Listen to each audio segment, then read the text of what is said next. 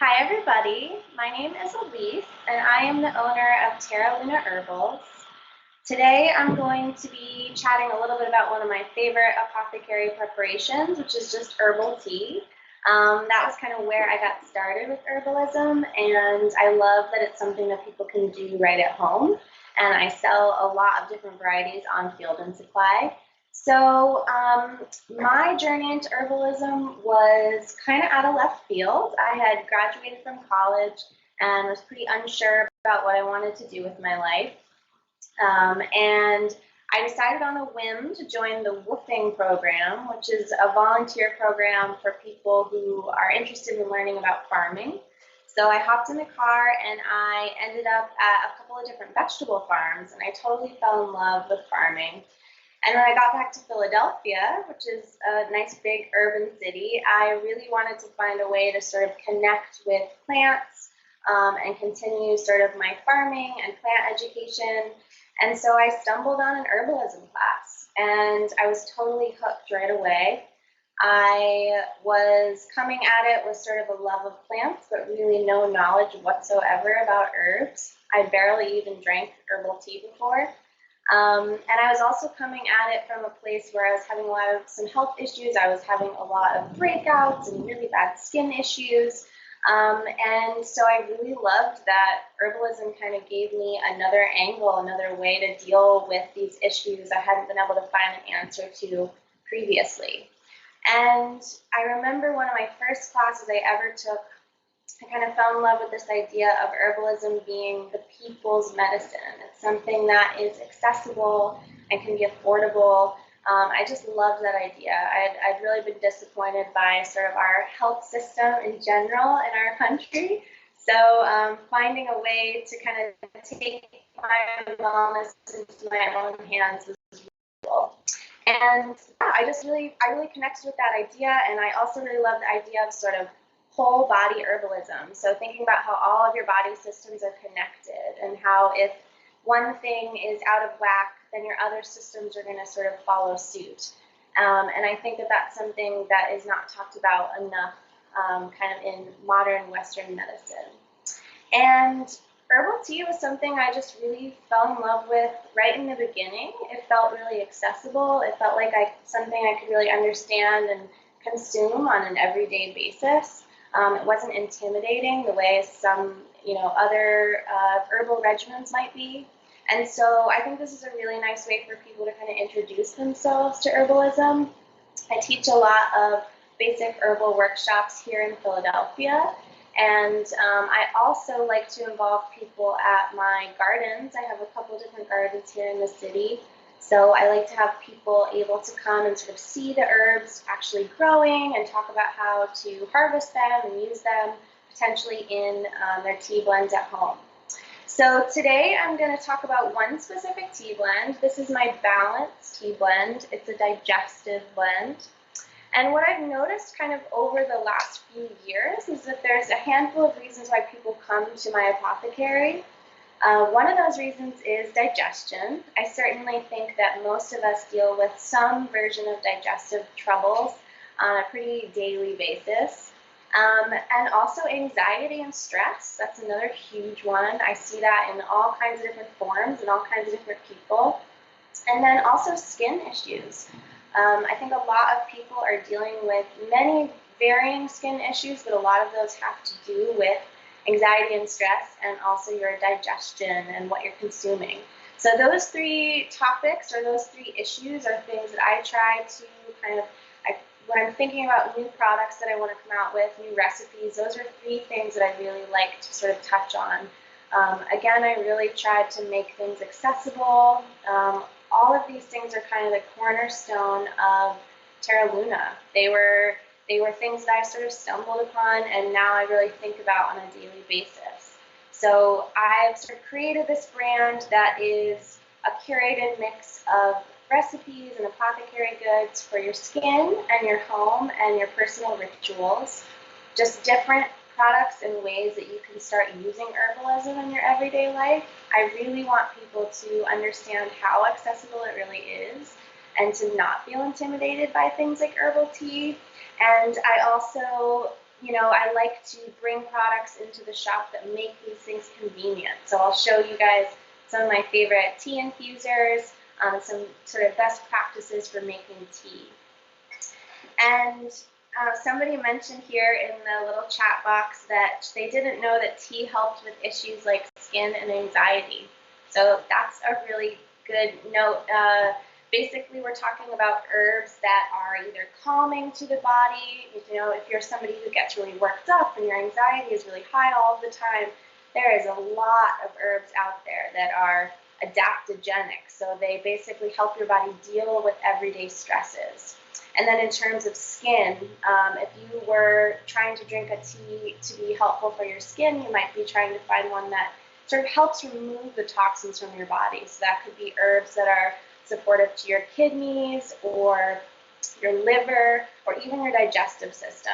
Because again, all of our systems are connected. So if your body is having trouble sort of releasing toxins, or if your digestive system's not working properly, oftentimes those will create other issues, including acne or blemishes or breakouts. So that was something that I personally, when I was having skin issues, I started drinking teas, I started taking tinctures, which is a whole nother world to talk about. But those were specific to, kind of helping my body get rid of toxins. And that really, really helped me. In addition to, topical products, creating my own salves, changing the way that I wash my face, all of these things are connected. But tea was something that sort of always sat with me in a really nice way, and I really think that it's something that can be a ritual. It can be something that you do, in the evening before you go to sleep, or it can be this really powerful medicine that you're taking throughout the day for a specific issue. So this tea blend that we're going to talk about today, it's digestive, but it's really quite gentle. So when I'm thinking about making my recipe for sort of a broader audience of people, say on Field and Supply, I want to be using herbs that really are gentle, but powerful enough to really, create a difference in your body. If I was to create a tea blend specifically for you, I might use different herbs in a digestive blend specifically for your body. But with these blends, I try to make them sort of universally, make sure that they taste good and also that they're gentle enough for sort of everyday use. And I thought it would be nice just to talk a little bit about the way that I formulate a tea blend. I teach basic herbal tea workshops where I go a lot further into this subject. And you can always find that information on my website. But right now, I just want to talk to you a little bit about sort of what I learned when I first started taking herbal classes and what really stuck with me. So if I'm thinking about making a tea blend that is digestive, the first thing I might do is write down an entire page of herbs where every single herb I can think of that has a digestive quality to it, and I'd have that all on one piece of paper. And then I might go back and sort of hone in on a few herbs that I really think that I'm thinking about using. And the sort of basic structure of a tea blend would be that I'm going to choose kind of that first sort of hero herb, that herb that's going to be the most volume in the tea blend. And then I might choose some supportive herbs. So those might be other digestives. Those might be herbs that have that are particularly high in nutrients, or just something that really would be helpful for the whole body. And then I might choose one last herb that's sort of the catalyst. So maybe it's a little bit out of left field, but it's definitely helping those other herbs, kind of ties the whole blend together. That'll make a little more sense when I tell you exactly what's going into this. But somebody also asked, where do I source the herbs from? So that's a really great question. I grow a lot of the herbs that I use, so that's a way that I'm able to sort of definitely use like local and organic herbs.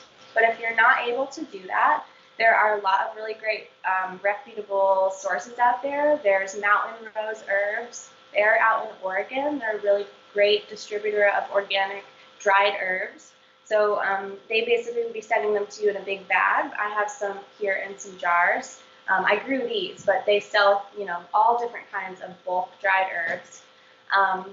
There's also a lot of herb farmers out there that you can connect with, and then there's all sorts of other distributors. There's one called Penn Herb Company that's really good. And I would say that when you're sourcing your herbs, think about it the same way you are sourcing, your produce. You want to be getting something that is organic. You know where it's coming from, and really just being discerning about where you're getting your herbs from. And you can buy them in small amounts. You could get them in like a 2-ounce bag all the way up to like a 5-pound bag, which is sometimes what I'm ending up buying. But for me personally, I try to really keep the ingredients in my apothecary pretty small. I want to be using herbs that I personally have used, or that I've personally grown, so that I can really feel confident when I'm putting them into my recipes. And I certainly experiment. I might get herbs to try and think they're going to be really great for a certain recipe, and then it might not really work. So it's just kind of trial and error, just like any sort of creative endeavor, basically. And this is one of my sort of most popular blends, and like I said, I think that is because so many of us deal with digestive issues. And what I mean by digestive is just that this particular blend helps with inflammation of the gut. I think a lot of us don't even realize how inflamed our gut is a lot of the times. We might be sort of lightly allergic to some of the things that we're eating on an everyday basis, and there are so many herbs out there that sort of help your digestive system sort of get going, and also just sort of give you the ability to bring the nutrients into your body that you really need. So there's so many different angles when we're talking about digestion. I could talk about this forever. And there's certainly many other ways to think about it, taking probiotics and prebiotics, but I'm not going to go into that. We're just going to talk about herbs today. And somebody also asked, that's amazing that you grow your own herbs. How long do you dry them out for? So that's a good question. So these herbs, like calendula, this is a good example. I'm going to talk about this in a second. These are all sort of the whole flowers. When I cut these, I have like a drying rack, sort of a mesh drying rack. And it usually takes about a week to dry them out. I'm drying them as kind of the whole flower. So it would take a little bit longer. There's definitely some moisture in the flower. Whereas, say I cut some dandelion leaf maybe and put that on my mesh drying rack, it probably wouldn't take quite as long. It just depends on the herb itself. I've got a room kind of dedicated for that. But if you're just doing this at home, if you just have a pot of dandelion or a pot of calendula that you want to try growing at home, you could cut those and either just hang them, in the corner of a room, or you can just put them out on a plate. It really is a really accessible way to sort of source your own products. Excuse me. And I think the herbs are so interesting because they don't need as much space as, say, some vegetables and fruits. So it is something that you can definitely kind of dabble in. And if anyone is interested in sort of getting an idea of what herbs they might be able to grow, you can always shoot me an email on my website. I'm always happy to sort of talk you through some of the first herbs that I tried and some of the herbs that I think really work well in like an urban setting, or even if you have sort of a whole backyard to grow in. I love talking about that, so please reach out. Okay, so let's talk about this particular tea blend. So like I said, there's calendula. That's our first herb. So calendula in this blend is sort of the hero of the blend. I love calendula because it's very, very anti-inflammatory, and that is in relation to the gut and also to the skin. So you'll see calendula not only in tea blends, but also in the salves or skincare products. You might see it in a cream. It's in a lot of sort of like blemish treatment creams and moisturizing creams. So that's kind of cool. That's actually a really great example of how so many herbs have so many different properties. They have so many different constituents, and you can use them in so many different ways. So calendula is really one of the core ingredients in a lot of my skincare products. And then here it is again in the tea blend. So this is the hero of the blend. This is the most volume in this tea blend. So I've already sort of measured it out here. And I'm going to throw it in this big bowl here. And then next, the three sort of supportive herbs after that are going to be peppermint is the first. So I grew that calendula, and I've also grown this peppermint. This is a whole jar of it. This peppermint I have in here because of its anti-nausea properties. It's also just like a beautiful taste. The other cool thing about tea is that you can really it can be an enjoyable medicine. You know, I don't think we're very used to consuming medicine that's actually interesting or tastes good. So that's also a consideration when you're thinking about making your tea blend. You want it to taste good. So this is some peppermint, so that's one of our supportive herbs. Just a very crisp, clean taste. I think it really complements the calendula. Calendula is kind of a interesting flavor. It's kind of like a little bit nutty, a little bit buttery. So I like to add in some other sort of fresh tasting herbs alongside it. Next is going to be fennel. So you may have, this is fennel seed. You may have eaten fennel in some form or another. I did not grow this. This is something I sourced from Mountain Rose Herbs. Also, another place to get herbs would be Star West Botanicals. They're another really good distributor. But fennel I'm adding in here because it is what's considered a carminative. So it's really warming to the gut. It kind of just helps your intestinal tracts kind of get going and smooth the process along. And again, I really love the way that fennel tastes. I think it complements that freshness of the peppermint really well. And I experimented with, a few different versions of this recipe before falling on this, and I just really, really love fennel. So that is our third ingredient. I'm just mixing it all up here. And then our third supportive herb is going to be stinging nettle. If you are not familiar with stinging nettle, when it's fresh, it will sting you. It has little kind of almost invisible little barbs all over the leaves. But as soon as it's dried, it no longer has that property anymore. Stinging nettle is one of my very favorite herbs. It is what's considered an herbal food. It's just very high in nutrients. It's really high in vitamin A, vitamin C.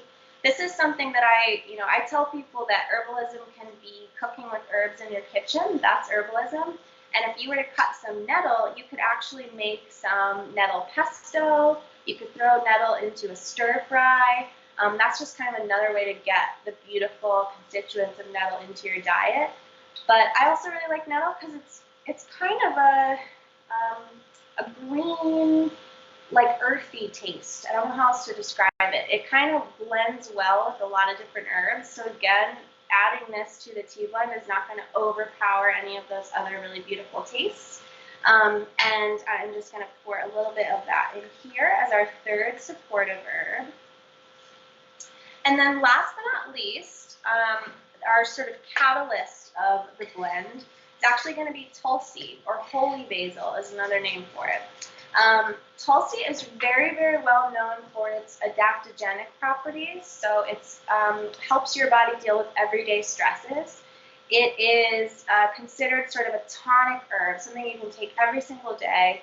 I know it's really popular in Ayurvedic medicine.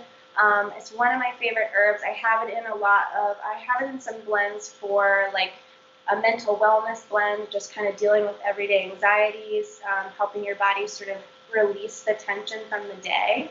But I have it in here not only because of those properties. Again, all of our systems are connected. So if your digestive system is out of whack, it would not surprise me that your sort of emotional systems are not feeling great either. So I've got it in there for that reason.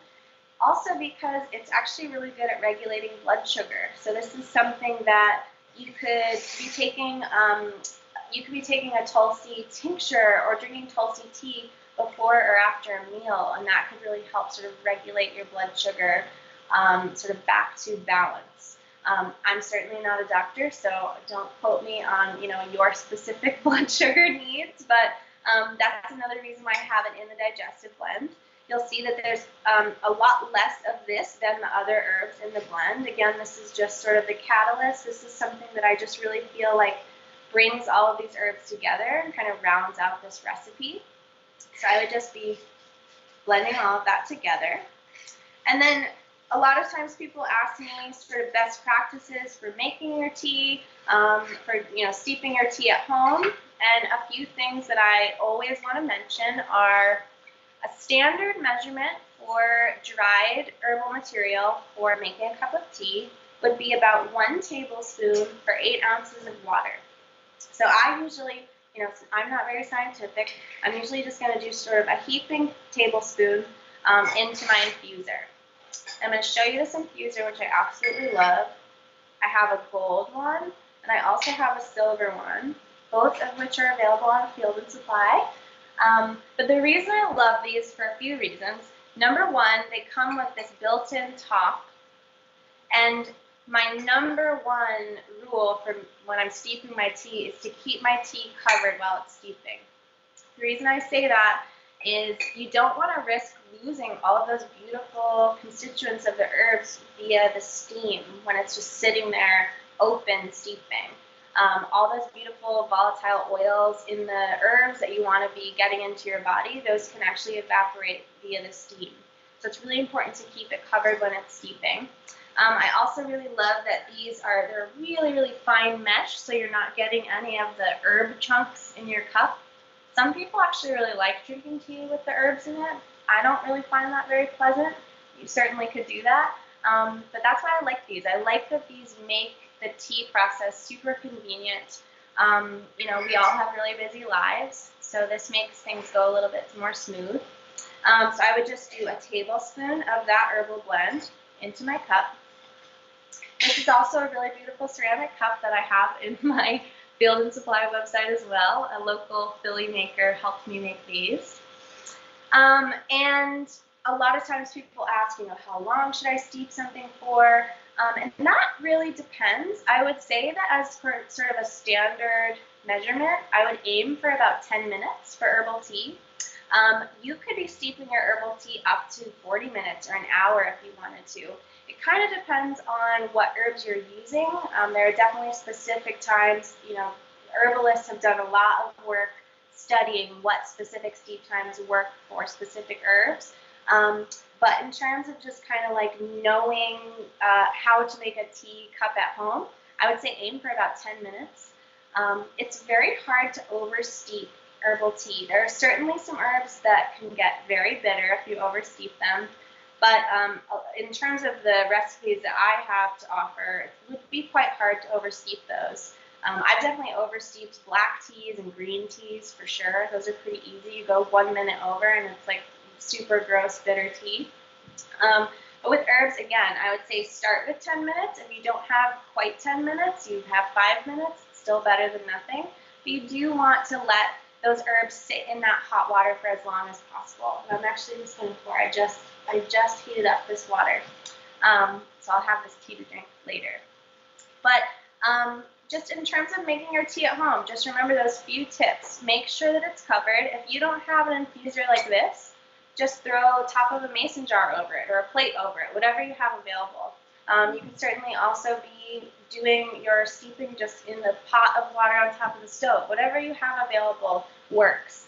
And you could certainly be doing this with fresh herbal material too. I didn't even mention that. This is all based on sort of using dried herbs, but if I was to go out into the garden, cut some fresh calendula, I could certainly make a tea blend with that fresh calendula as well.